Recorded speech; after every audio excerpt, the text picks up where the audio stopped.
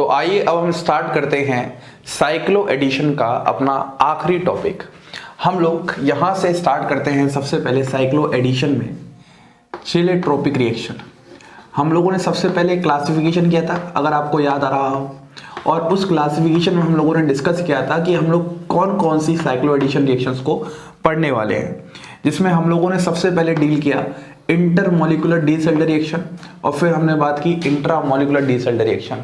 उसके बाद हम लोगों ने 1,3 डाइपोलर साइक्लो एडिशन से रिलेटेड बातें की और फिर हमारे पास ये है चिलेट्रोपिक रिएक्शन। देखो इस रिएक्शन में क्या होता है, आपके पास यहाँ पर इस तरीके से डाइन क्या होती है, 4 पाई कंपोनेंट होती है, लेकिन जब मैं यहाँ पर डाइनोफाइल की बात करता हूँ तो डाइनोफाइल के रूप में आपके पास कुछ इस तरीके से एक मॉलिक्यूल दिखता है SO2, और यहाँ पर जब आप रिएक्शन करवाओगे इस तरीके से हीटिंग करवा के तो आपको यहाँ पर प्रोडक्ट देखने को मिलने वाला है।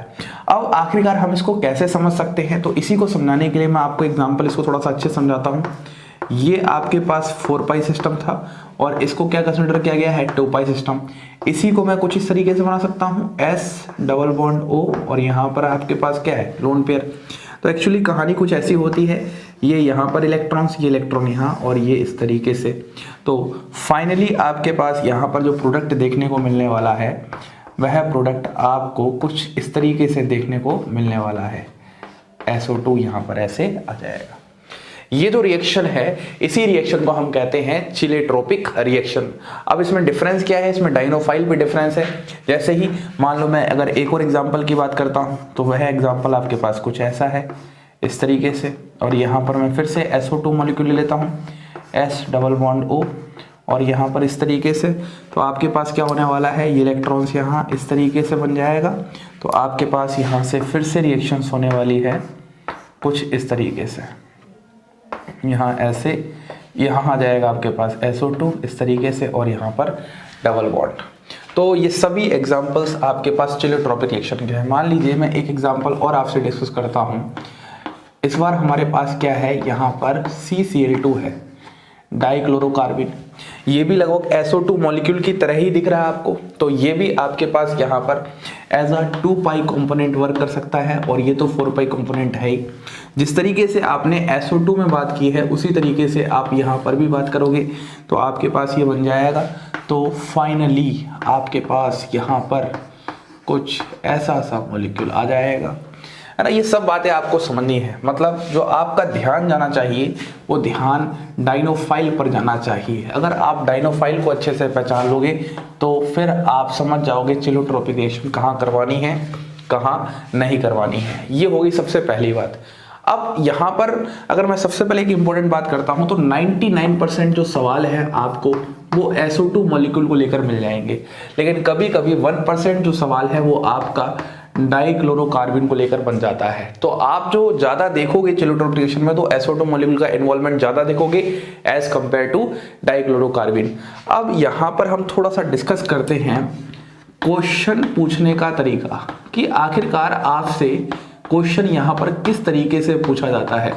आप लोग अभी क्या कर रहे हो, आपके पास रिएक्टेंट है, प्रोडक्ट बना रहे हो, रिएक्टेंट है, प्रोडक्ट बना रहे हो, रिएक्टेंट है, प्रोडक्ट बना रहे हो। तो मतलब आप अभी क्या कर रहे हो, रिएक्टेंट से प्रोडक्ट कन्वर्ट कर रहे हो, रिएक्टेंट से प्रोडक्ट कन्वर्ट कर रहे हो। तो ऐसा सवाल आपके पास नहीं आएगा जहां पर आपको ये दोनों मॉलिक्यूल दे देंगे और आपको प्रोडक्ट बनाना पड़ेगा, ऐसा सवाल नहीं आता। सवाल उल्टा आता है जहां पर आपको प्रोडक्ट से रिएक्टेंट बनाना पड़ता है। ये यहाँ पर एक इंटरेस्टिंग बात होती है। इस तरीके के सवाल एग्जाम्स में पूछे जाते हैं। अब आप थोड़ा सा यहाँ पर कंफ्यूज हो रहोगे, सर इस तरह का सवाल कैसा बनेगा कि पहले प्रोडक्ट देगा फिर रिएक्टेंट बनाना है। अगर याद करो तो हम लोगों ने इलेक्ट्रोसाइक्लिक रिएक्शन पढ़ी थी, याद आ रहा है क्या आपको? हम लोगों ने इलेक्ट्रोसाइक्लिक रिएक्शंस पढ़ी थी और इलेक्ट्रोसाइक्लिक रिएक्शन में हम लोगों ने एक एग्जाम्पल देखा था। वह एग्जाम्पल कुछ ऐसा था, कॉन्जुगेटेड डाइन, और यहाँ पर हम बात करते थे हीटिंग, इस तरीके से करते थे, और यहाँ पर आप क्या बनाते थे, यहाँ पर आप इस तरीके से बनाते थे। यही तो बनाते थे। कैसे बनाते थे बताओ, ये वाला बॉन्ड यहाँ और ये वाला यहाँ, इस तरीके से जो टर्मिनल वाला पार्ट था ये बन गया। लेकिन मैंने आपको समझाया था ये जो रिंग बन रही है इस रिंग में क्या है, स्ट्रेन बहुत ज्यादा है, स्ट्रेन रिंग है। 4 मेंबर्ड रिंग है, तो इसीलिए जो यहाँ पर रिएक्शन है वो फॉरवर्ड डायरेक्शन में कम जाता है और बैकवर्ड डायरेक्शन में ज़्यादा आता है। मतलब अगर मैं अच्छे से समझाऊं तो मैंने आपको बोला था ये आपके पास क्या है, रिंग क्लोजिंग, और ये आपके पास क्या है, रिंग ओपनिंग। तो हमें अच्छे से पता होना चाहिए यहाँ पर रिंग ओपनिंग की पॉसिबिलिटी ज़्यादा होगी as compared to ring closing. तो मोस्टली जो ऐसे सवाल आते थे इलेक्ट्रोसाइक्लिक में, वो रिंग क्लोजिंग का सवाल कम आता था as compared to ring opening का, क्योंकि ये मॉलिक्यूल क्या था, फेमस मॉलिक्यूल था, यहाँ पर इसमें रिंग ओपनिंग करवाते थे। तो ऐसा ही यहाँ पर आपके पास फंडा देखने को मिलने वाला है। तो आइए कुछ एग्जाम्पल्स डिस्कस करते हैं और फिर थोड़ा सा हम इसके लेवल को इंक्रीज करते हैं। तो आइए अब हम थोड़े से एग्जाम्पल्स देख लेते हैं। तो एग्जाम्पल में हमारे पास क्या है, सबसे पहला एग्जाम्पल आपके पास यहाँ पर कुछ इस तरीके का मॉलिक्यूल दिया होगा और आपको यहाँ पर आप यूं कह लो कंपोनेंट्स बनाने होंगे, जहाँ पर आपको डाइन और डाइनोफाइल का फंडा समझाना होगा। तो देखो हम इसको ऐसे समझा सकते हैं, ये वाला इस तरीके से होगा, ये ऐसे होगा और ये यहाँ पर ऐसे होगा। तो आपके पास हीटिंग कंडीशन मेंशन ही होगी, तो आपके पास यहाँ पर जो कंपोनेंट बनेगा वो किस तरीके से बन जाएगा, इस तरीके से बन जाएगा SO2। अभी हमने क्या सीखा था, इसका जस्ट रिवर्स रिएक्शन सीखा था। हमने देखा था कि ये 2 कंपोनेंट थे तो आप किस तरीके से प्रोडक्ट बना रहे थे, लेकिन अब क्या सीख रहे हो, कैसे आपके पास प्रोडक्ट है और आप उससे 2 कंपोनेंट बना रहे हो। जैसे एक और एग्जांपल हमारे पास, मान लो ये वाला आ जाए इस तरीके का, यहाँ पर SO2 है, यहाँ पर ऐसे है, यहाँ पर डबल बॉन्ड, यहाँ पर आपके पास हीटिंग है। तो इस वाले केस में क्या हो जाएगा, आपके पास ये यहाँ पर शिफ्ट होगा, यहाँ पर इस तरीके से। तो आपके पास यहाँ पर कुछ इस तरीके का डाइन देखने को मिलने वाला है, बोलिए, और यहाँ पर क्या जाएगा आपके पास SO2। ऐसे ही एक एग्जांपल और आ जाए आपके पास, यहाँ पर Cl डबल बॉन्ड, यहाँ पर आपके पास बात करेंगे तो बताइए कौन से कंपोनेंट आने वाले हैं, इस तरीके का आने वाला है। तो आपके पास यहाँ पर कुछ ऐसा हो जाएगा। बोलिए, क्या आपको बात एकदम अच्छे समझ में आ रही है, कोई दिक्कत नहीं है।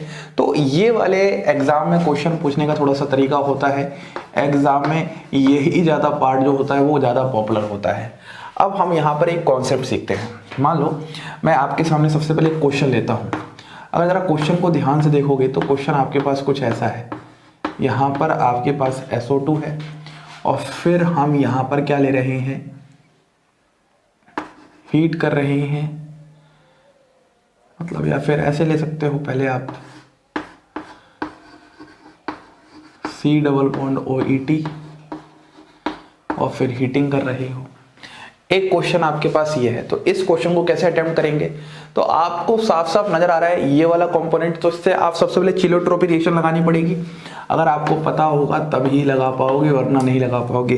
तो इसकी वजह से आपके पास क्या हो जाएगा, आपके पास डाइन का फॉर्मेशन हो जाएगा और सामने आपके पास डाइनोफाइल मौजूद ही है, तो आपके पास क्या हो जाएगा, डाइस एल्डर रिएक्शन हो जाएगी। सिंपल सी बात है एकदम अच्छे से। तो बताओ कैसे हो जाएगा, ये वाला पार्ट यहाँ, ये यहाँ और ये इस तरीके से। तो फाइनली आपके पास यहाँ पर कुछ ऐसा बन जाएगा, यहाँ पर COOET आ जाएगा और यहाँ पर COOET आ जाएगा। बात समझ में आ रही एकदम अच्छे से। अब इस रिएक्शन को मैं क्या कह सकता हूँ, पहले क्या हो रही है, चिलोट्रोपिक रिएक्शन, मतलब यहाँ से आप पहले क्या करवा रहे हो, इस स्टेप में चिलोट्रोपिक रिएक्शन करवा रहे हो। बोलिए, पहले स्टेप में चिलोट्रोपिक रिएक्शन करवा रहे हो और दूसरे स्टेप में क्या करवा रहे हो, डिस एल्डर रिएक्शन। तो हम अगर ओवरऑल इसका नाम बनाना चाहें तो हम इसको क्या बना सकते हैं, हम इसको बोल सकते हैं एक तरीके से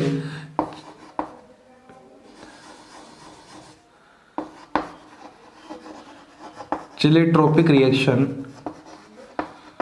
followed by Diels Alder reaction. पहले आपके पास चिलोट्रोपिक रिएक्शन हो रही है, उसके बाद डिस एल्डर रिएक्शन हो रही है।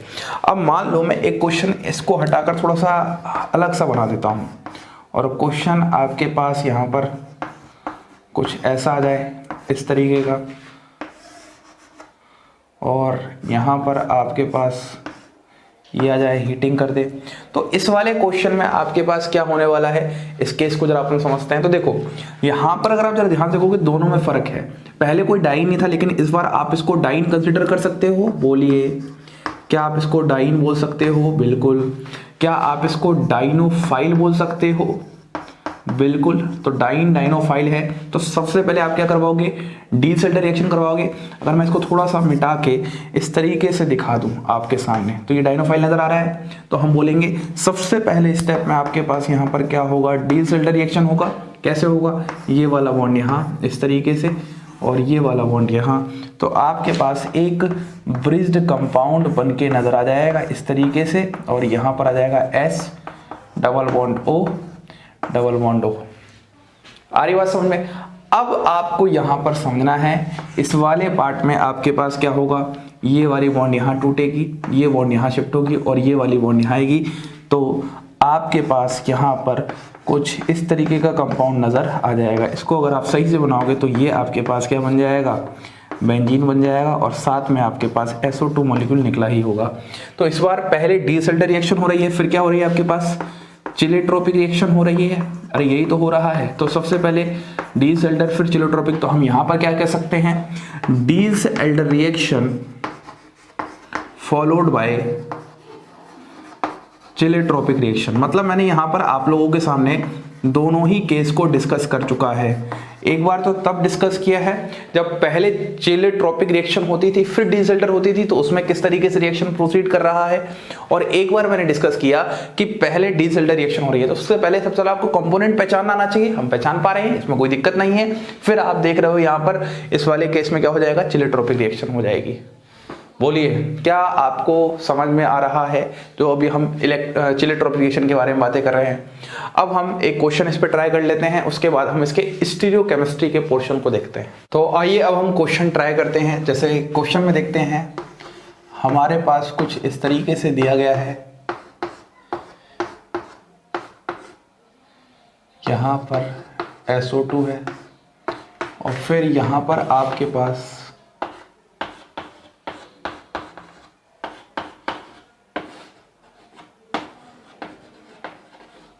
ये आपके पास क्वेश्चन है, इसको अपन को ट्राई करना है।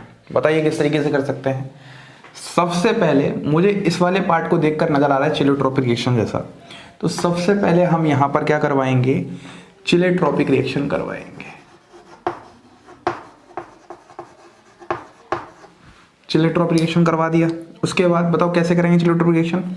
यहाँ पर ये वाला बॉन्ड, यहाँ पर ये वाला बॉन्ड, यहाँ पर इस तरीके से, तो आपके पास आपको यहाँ पर डाइन जैसा नज़र आने लग जाएगा। जैसे ही आपने डाइन बना दिया, अब आपके पास सामने क्या है, इस तरीके से, तो ध्यान से देखो, बोलो आ रहा समझ में। ये डाइनोफाइल है और यहाँ पर डबल बॉन्ड था ही, तो बताओ क्या हो जाएगा इस वाले केस में, ये ऐसे इस तरीके से और यहाँ पर। तो फाइनली आपके पास यहाँ पर जो प्रोडक्ट आएगा, प्रोडक्ट कुछ ऐसा आ जाएगा इस तरीके से, और यहाँ पर ये वाला पार्ट तो ऐसा रहेगा ही रहेगा। इतनी बात सबको समझ में आ रही है क्या? कोई दिक्कत नहीं है यहाँ पर। अगर ये बात सबको समझ में आ गई है तो बस देखो सिंपल सी बात है, पहले चिलेट्रोपिक रिएक्शन करवाया, फिर आपने क्या करवाया, डी सेल्टर रिएक्शन करवाया। तो बस आपको एक बार चमकना चाहिए कि भैया चिलेट्रोपिक रिएक्शन होती ही क्या है।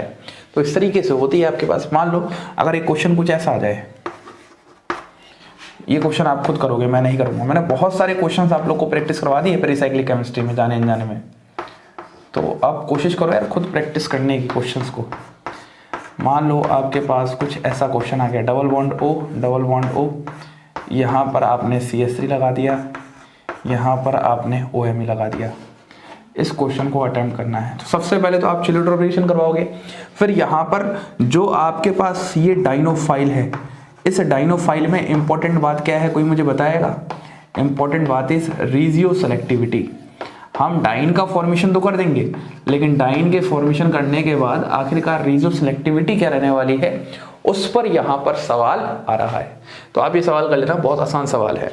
अब अपन थोड़ा सा आगे बढ़ते हैं, जहाँ पर हम थोड़ा सा बात करते हैं स्टीरियोकेमिस्ट्री कि आखिरकार जो चिलेट्रोपिक रिएक्शन होती हैं उनकी स्टीरियोकेमिस्ट्री क्या रही होती है। देखो अगर मैं इनकी स्टीरियोकेमिस्ट्री की बात करता हूँ, मान लो मैं आपसे एग्जांपल लेता हूँ। एग्जांपल आपके पास कुछ इस तरीके से है। पहले मैं ये सिंपल से क्वेश्चन लेता हूँ जो आपको मैंने पहले उस समय करवाए थे। SO2 इस तरीके से था, यही तो क्वेश्चन थे। तो हम लोग क्या करते थे, यहाँ पर इस तरीके से यहाँ करवाते थे, ऐसे और ही करवा देते थे।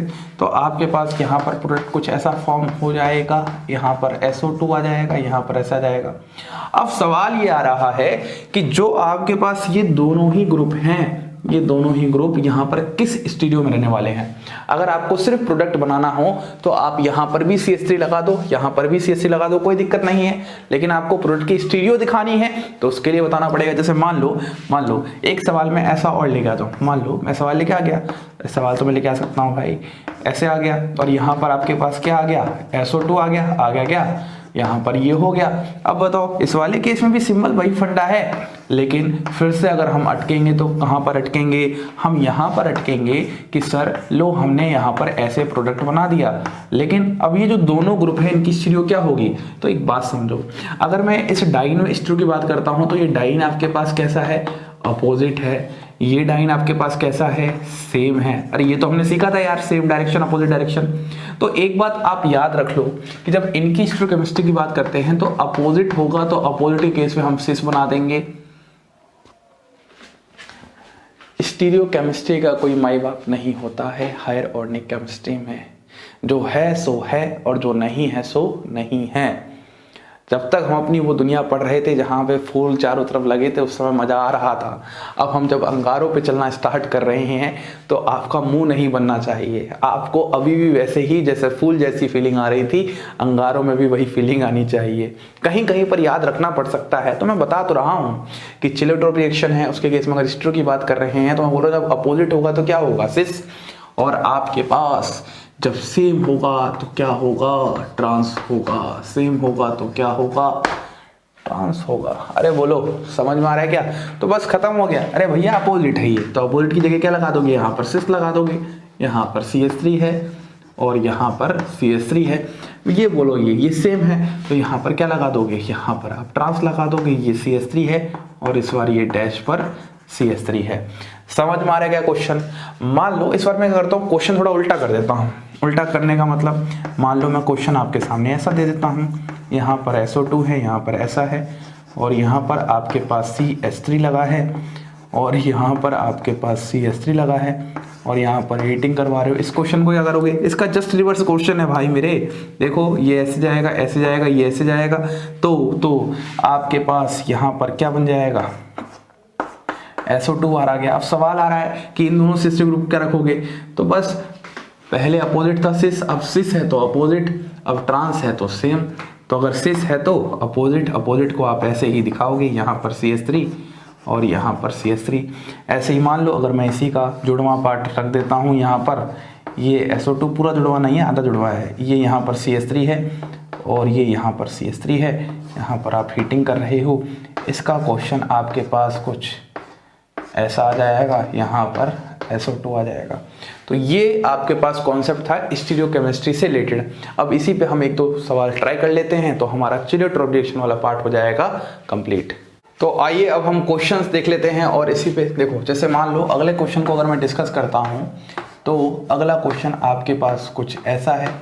यहाँ पर SO2 है, यहाँ पर इस तरीके से आपके पास ग्रुप लगा दिए गए हैं और यहाँ पर प्यारे तरीके से आपके सामने C डबल बॉन्ड OET को रख दिया गया है और फिर यहाँ पर हीटिंग करवा दिया गया है। इस क्वेश्चन को कैसे अटेम्प्ट करेंगे, तो सबसे पहले आपको समझ में आ रहा है ये चिलेट्रोप रिएक्शन है। तो यहाँ पर कैसे करवाओगे, इस वाले को यहाँ इस तरीके से ऐसे करवाओगे, करवा दिया सबसे पहले आपने चिलेट्रोप रिएक्शन। अब इस वाले पार्ट में आपके पास क्या हो जाएगा, इस तरीके से आ जाएगा, SO2 तो बाहर निकल जाएगा। अब ये दोनों क्या है, सिस, तो अभी भी हमने पढ़ा अपोजिट होगा तो क्या हो जाएगा, सिस, और सेम होगा तो क्या हो जाएगा, ट्रांस हो जाएगा। याद आ रहा है कि एकदम अच्छे से। तो यहाँ पर ये आपके पास अपोजिट का मतलब ऐसा होता है, डाइन में पढ़ाया था मैंने। अब सवाल खत्म हो गया। यहाँ पर आपके पास ऐसा है, यहाँ पर आपके पास SO-EET है और यहाँ पर आपके पास हीटिंग कंडीशन है। अरे खत्म हो गया, इस तरीके से बन जाएगा सारा। अरे ये तो यार आपको बहुत करा रखा है मैंने। जब इसको ऐसे करवा दिया है तो आपके पास यहाँ पर कुछ ऐसा बन जाएगा, यहाँ पर COOET आ जाएगा, यहाँ पर COOET आ जाएगा। अब ये देखो भाई, ये रिएक्शन क्या है, डील्स एल्डर रिएक्शन है। ये रिएक्शन क्या थी, चिलेट्रोपिक रिएक्शन थी। इसकी स्टीरियो का फंडा अलग है, इसकी स्टीरियो का फंडा अलग था जो मैंने सिखाया था। ये दोनों ही H पर आएंगे तो दोनों की ही स्टीरियोकेमिस्ट्री सेम होगी, या तो दोनों को इस तरीके से रख दो वेज पर, या फिर दोनों को डैश पर रख दो। ये आपके पास पहला सवाल बन जाएगा। मान लो अगर मैं सवाल को थोड़ा सा इंटरेस्टिंग बना देता हूं, और इंटरेस्टिंग सवाल कुछ ऐसा बन जाएगा, यहाँ पर SO2 आ गया, यहाँ पर ऐसा आ गया, यहाँ पर आपके पास OMe ग्रुप आ गया, यहाँ पर आपके पास CH3 ग्रुप आ गया। अरे आ रहा है समझ में एकदम अच्छे से।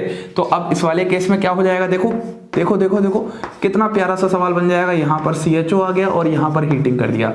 सबसे पहले इस सवाल को करने के लिए आपको थोड़ा सा पेशेंस चाहिए, जल्दबाजी बिल्कुल भी नहीं करनी है, क्योंकि यहाँ पर सारे कॉन्सेप्ट्स लग जाएंगे जितने भी आपने अभी तक सीख रखे हैं। देखो सबसे पहले हम इसमें चिलेट्रोपिक रिएक्शन करवाएंगे, बिल्कुल सर करवाएंगे। जब हमने इसमें चिलेट्रोपिक रिएक्शन करवाया तो उसमें इस तरीके से आ जाएगा। जब ये आ गया तो इस वाले पार्ट में आपके पास यहाँ ऐसा बन जाएगा। अब ये दोनों भैया सिस हैं तो अपोजिट बनेंगे, तो यहाँ पर OMe आ जाएगा, यहाँ पर CH3 आ जाएगा। अब यहां पर देखो डाइनोफाइल है, तो सबसे पहले रेडियो सेलेक्टिविटी चेक करो। तो यहां पर आपके पास पार्शियल नेगेटिव है और यहां पर आपके पास पार्शियल पॉजिटिव होगा। इसके बाद आप CHO को इस तरफ रखोगे। देखो रेडियो सेलेक्टिविटी तो परफेक्ट ओरिएंटेशन आ रहा है, लेकिन CHO को आपने इस तरफ क्यों रखा, स्टीरियो के टाइम अपन CHO वाले ग्रुप को, इलेक्ट्रोनेगेटिव ग्रुप को इस तरफ रखते थे। जब आपने ऐसा रखा तो हम स्टीरियो वगैरह सब जानते ही हैं। एक लाइन खींचते हैं ऐसी सी, और लाइन के इस तरफ वाला, फिर ऐसे लाइन के इस तरफ वाला, ऐसे करके हम अपन क्वेश्चन पहले लगा लेते हैं। तो आंसर तो आपके पास सबसे पहले ये आ जाएगा, डबल बॉन्ड यहाँ पर आ जाएगा। अब देखो OMe CH3 जो भी यहाँ पर H पर हैं, जो लाइन पर होते हैं, और जो आपके पास यहाँ पर इस तरफ होगा, उनका स्टीरियो क्या होगा, सेम। तो बस सबका स्टीरियो आप यहाँ पर क्या लगा दोगे, सेम। ये सब हमने पढ़ा था ना। आप इसको क्यूब की तरफ फील कर रहे हो क्या, जो मैंने CHO को रखा है वो क्यूब के अंदर रखा है। अरे क्यों रखा है, क्योंकि स्टेबिलिटी, सेकेंडरी ऑर्बिटल इंटरेक्शन मिलता है, सारी बातें आपको याद होनी चाहिए। तो ऐसा क्वेश्चन बन जाएगा। तो इसको आप क्वेश्चन को स्टार लगा सकते हो, one of the most important question. जैसे मान लो अगर मैं अगला क्वेश्चन आपके सामने लेता हूँ, अगला सवाल आपके सामने कुछ ऐसा आ जाए, यहाँ पर इस तरीके से, यहाँ पर SO2, यहाँ पर ऐसे ऐसे, यहाँ पर ऐसे ऐसे, डबल बॉन्ड O ऐसा आ गया, और यहाँ पर आप हीटिंग करवा रहे हो। इस वाले क्वेश्चन को कैसे अटेम्प्ट करने वाले हो, दिमाग लगाओ। देखो सबसे पहले आप यहाँ पर क्या करोगे, चिलेट्रोपिक रिएक्शन करवाओगे। लो करवा दिया। जब आपने चिलेट्रोपिक रिएक्शन करवाया तो किस तरीके से हो जाएगा, ये वाला पार्ट इस तरीके से, ऐसे ऐसे। अब इस वाली जगह पर क्या आ जाएगा, आपके पास कुछ ऐसा आ जाएगा। ये आपके पास डाइन नजर आ गया। अब यहाँ पर तो आपको सारी कहानी पता ही है। ये देखो H और H, तो जब आप इनका रिएक्शन करवाओगे तो रिएक्शन करवाने पे ये वाला पार्ट यहाँ, ये यहाँ, ये यहाँ, तो आपके पास एक तो सबसे पहले यहाँ इसको ऐसे रखेंगे, फिर यहाँ ऐसे आ जाएगा, यहाँ ऐसे आ जाएगा, फिर यहाँ O, डबल बॉन्ड O। अब इस जगह जो आपके पास H है, ये वाले H, इनकी स्ट्रक्चर क्या होगी, इसको तो आप क्यूब के अंदर रखोगे सेकेंडरी ऑर्बिटल इंटरेक्शन के लिए, तो ये दोनों बाहर की तरफ जाएंगे। तो आप कह सकते हो जो ये है इस पे ग्रुप तो लगा लो, यहाँ पर ऐसे, यहाँ पर CH3, तब तो स्ट्रक्चर क्वेश्चन बन जाएगा। तो ये वाला जो है इसके साथ क्या होगा, अपोजिट में होगा। तो अगर मैं मिथाइल को इस तरीके से बना रहा हूँ तो आपके पास जो H आएंगे वो इस तरीके से आएंगे।